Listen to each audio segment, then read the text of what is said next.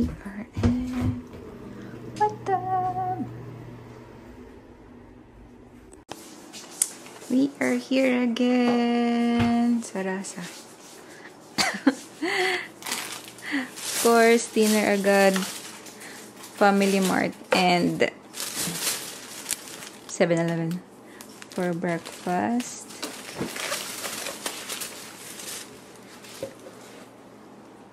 Water. At least ngayon na yung first room. Malaki.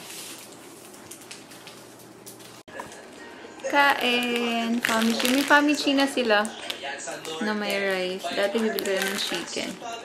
And then, of course, parang wala naglagay camera. And this, ito yung kakainin ko. Galing yun.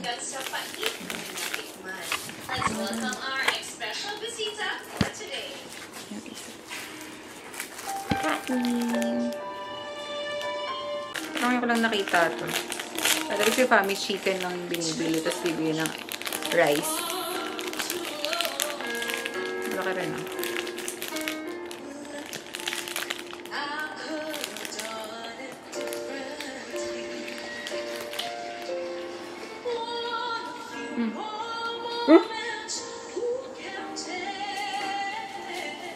Må ikke milkplats. Sino? Yung bata eh. Cup. Kaya mo? Nagkaroon ng kaagaw si ano. Yung ginawa dyan, yung mataba. Dessert? Vegetable? Yung dinner namin. Kasi super tired na. Oo. Ano ba? Oh. Yun lang, kailangan na.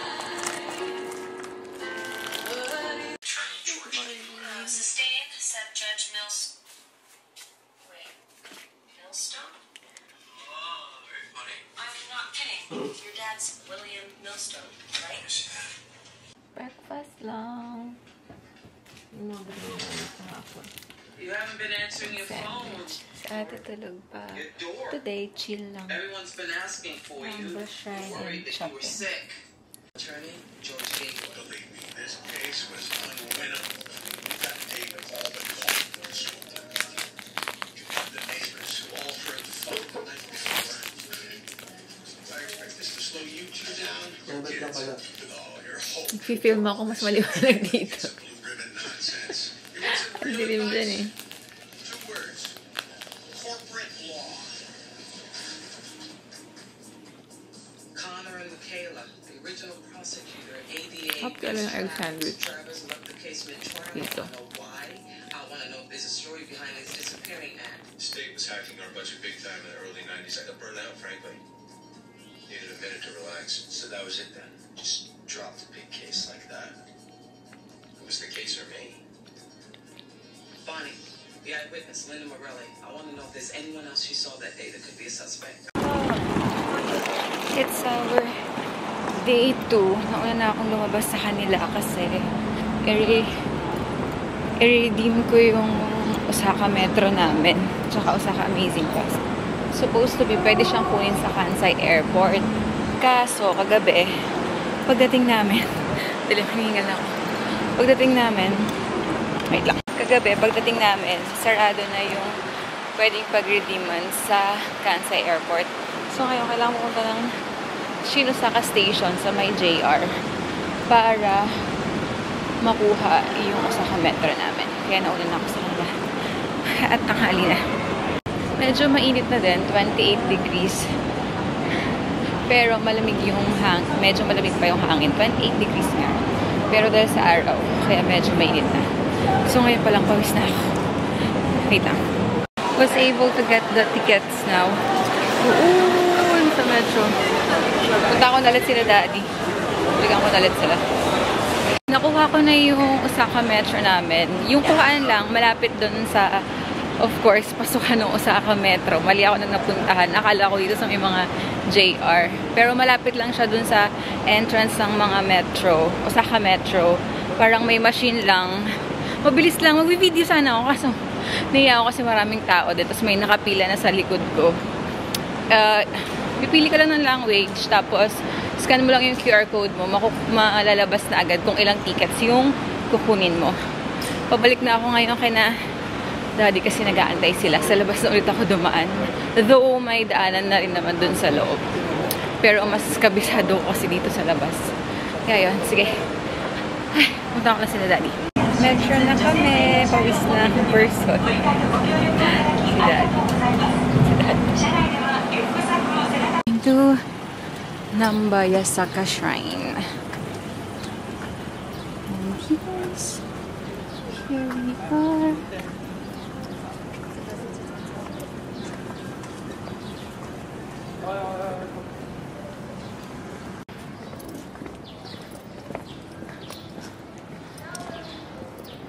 Medyo mainit na. So, here.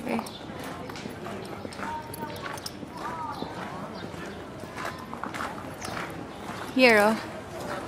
Yeah.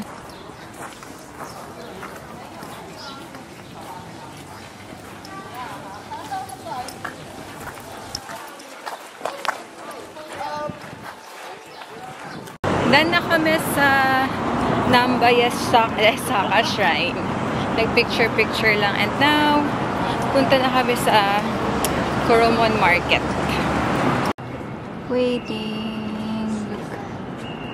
Sobrang nakaka-amaze pa rin ang Japan kahit ilang beses nang pumunta rito. Mainit lang ngayon. So, nagubad na si Daddy ng polo niya. Nagpambori na kami. Start ang food trip. Hoy.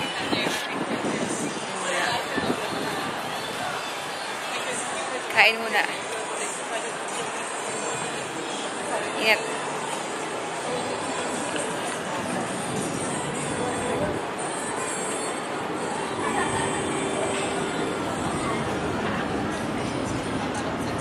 Tama pa na exit natin kanina. Yung 15. Ba't anong binibili mo dito? Akala ko na yung pila. And again, at Glico. And of course, shopping muna for shoes. Na si Daddy, so dito naman kami ni Ate sa Uniqlo.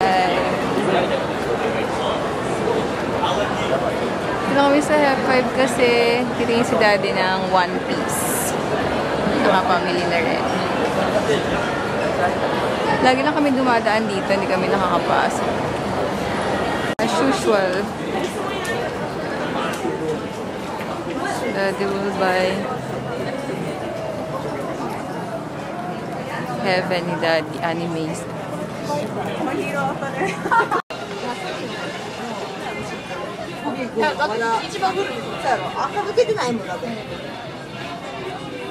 This is our second day, actually first day namin mag-ikot from Nambayasaka Shrine.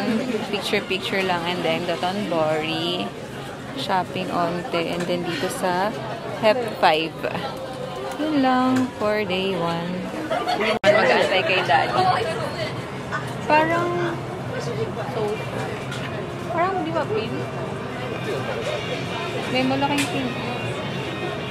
Ako naman mag-aantay, siya naman mamimili. Tapos, baka umuwi na ulit kami. Hindi. Merienda. Hindi pala kami nakapag-lunch. So, umuwi muna kami at kakain. Lalabas ulit.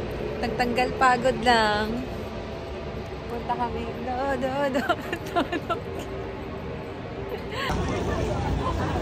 Yung sa TikTok mo.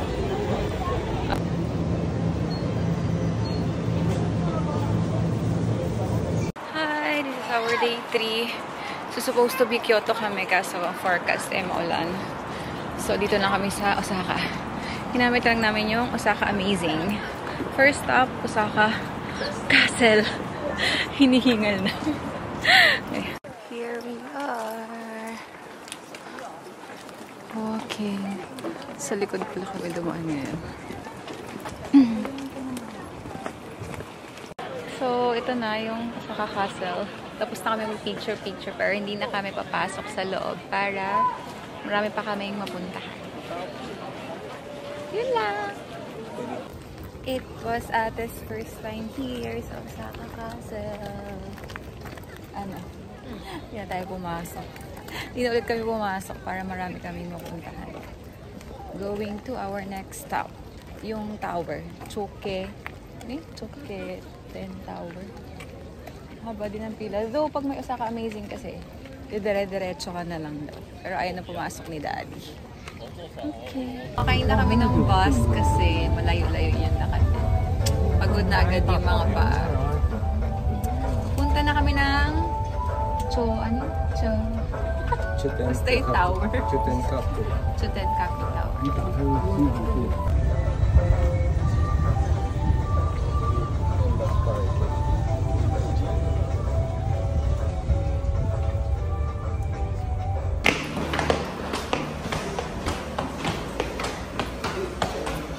Paglabas ng station, here we are!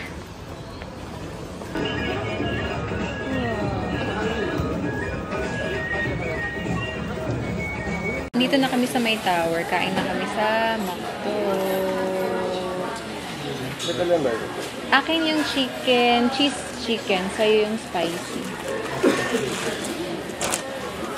At ito yung sa'yo. Hey, Daddy.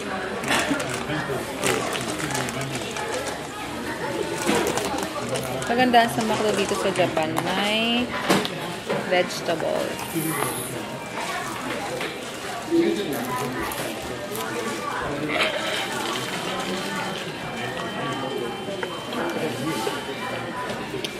Up.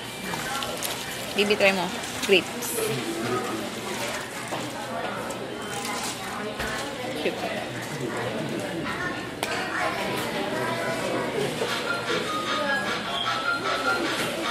Na?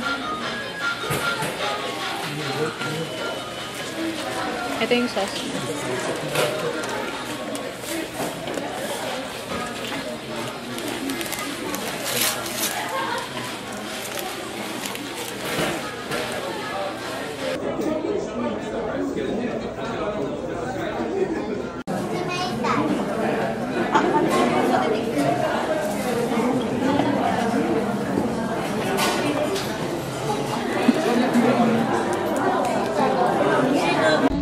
Market.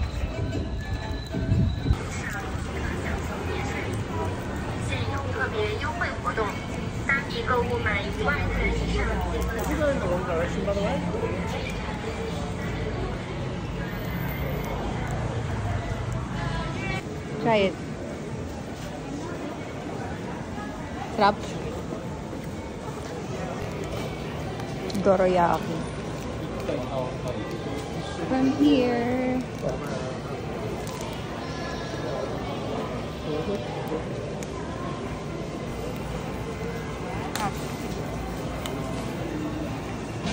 Doroyaki.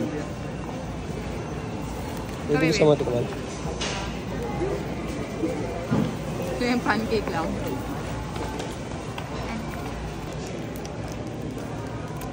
Try.